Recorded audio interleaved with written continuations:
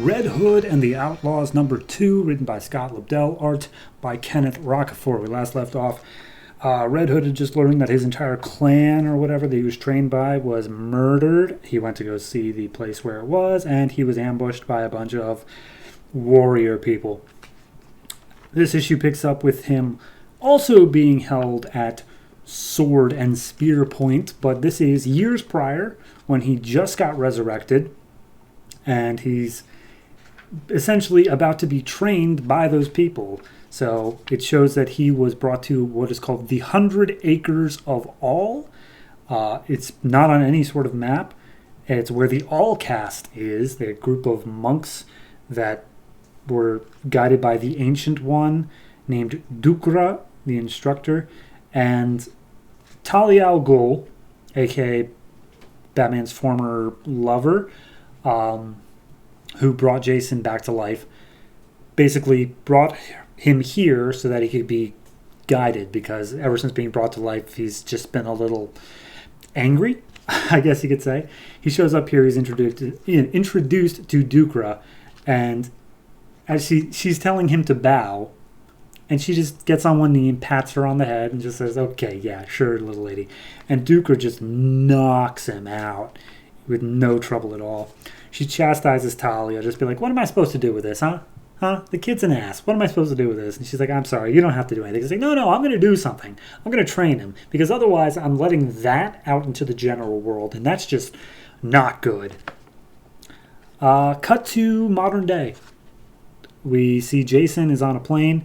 He's sitting next to Roy, and he's just kind of spacing out, thinking about, how his entire clan's been killed. And Roy's like, "Hey, man, are you still upset that I stopped the Starfire?" He's like, "No, I'm not. Please stop bringing that up, and I'm not upset about it." And he's like, "Okay, all right, as long as you say we're cool."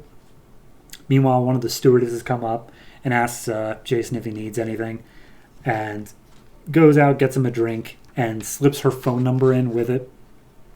And she's like, "Wow, all right."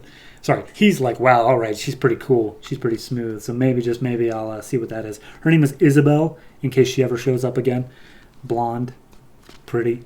They arrive in Hong Kong, and Jason makes very clear they need to keep a low profile.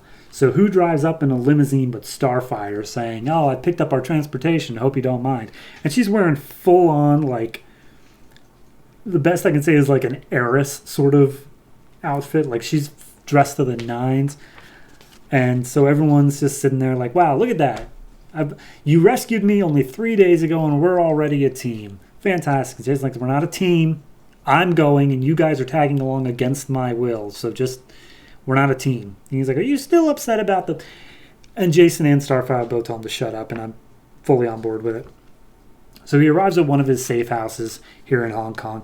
There's this huge woman there named Susie Sue.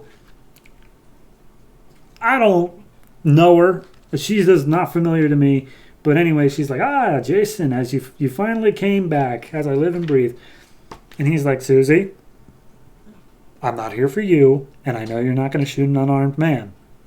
And she's like, "Yes, I am. Why would you think I'm not?" And he uses that as an opportunity to grab some hidden guns, shoot all of them.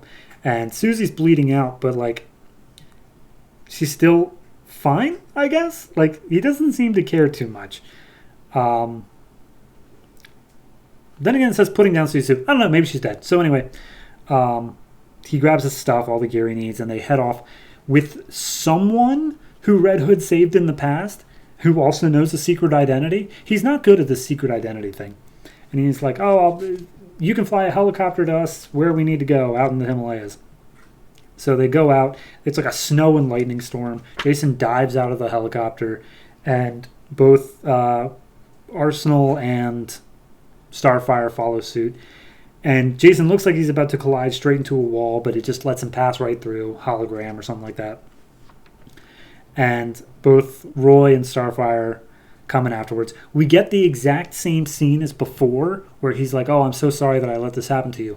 But now it's different because a spirit starts talking to Jason, and also Roy and Starfire are there. So I don't know why they didn't just include this part in the last issue, or why they decided to add it into this one. Either way, we get some backstory that it is a man named Azar. It broke into the Chamber of All, and it's a group called the Untitled, who are more powerful than ever. So anyway, the warriors that were attacking Jason were apparently all the warriors who he trained with. They were all his like brothers in arms of the All Cast. So they all came back to life somehow. And he doesn't want to kill him. He doesn't want to kill him again, I should say, because they are straight up zombies. But, I mean, Arsenal and Starfire just start letting rip. So, doesn't really have much of a choice. So, he's having flashbacks during the whole fight. He's saying, you know, oh, these were my friends. These were my brothers. And they taught me how to fight and become the way I am now. So, he has some respect for them as he's mowing them down. Roy insensitively is like, taking out the trash. And he's like, dude, Roy, just shut up. And he takes a moment. He prays for his fallen brothers. And he's like, all right, let's go kick some ass, team. And that's where we leave off. How do I feel about this? I don't. I think that's the shortest answer. I don't, really. I mean, I don't know. It's just so much of a nothing so far, you know? This is just it's setting up, like, okay, Jason is being hit on by a stewardess. And then he also had a past with this woman named Susie Sue, but she's dispatched already. And I have no reason to think the stewardess is ever going to show up again. All of his friends who are already dead, and he's killing again. He's having flashbacks to. But obviously, like, we're not ever going to see them. They're dead twice over now. Nothing that we've set up so far has mattered. The only thing that's been furthered is the fact of, okay, we know that Jason existed before this book started. And yeah, clearly. Like, I have no problem with giving a backstory, but this issue is nothing but Jason just explaining, like, here's how I got to where I am now. And if it wants to have an issue where it does that, fine, but don't pretend like it's an issue where it's also forwarding the plot.